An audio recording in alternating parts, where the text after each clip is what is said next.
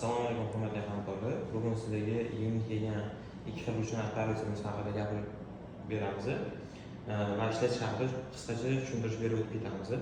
Ruchnoy operatorlarimizning ikkalasining ham ishlashi bir xil bo'ladi.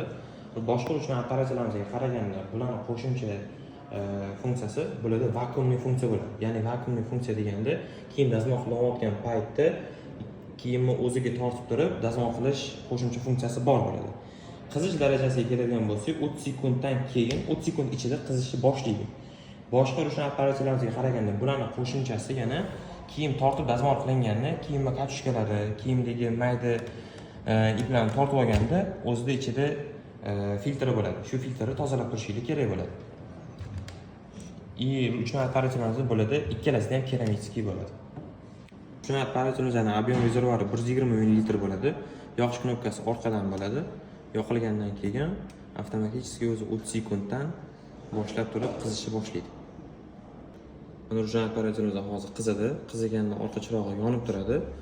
Buni ikki xil rejimda ishlaydi. Обычный rejimda и vakuumli rejimda ishlaydi. Mana hozir vakuumli rejim, oddiy rejimda turibdi.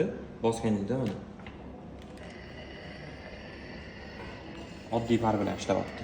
Agarda sizlarga vakuumli rejim kerak bo'ladigan bo'lsa, pastdagi knopkasini bosib tursanglar, orqada chirog'i o'chib yongandan keyin mana shu vakuumli rejim yoqildi.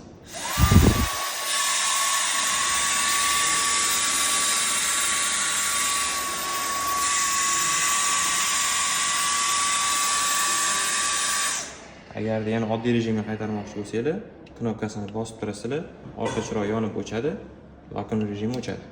Yana oddiy rejimda ishlashni boshlaydi.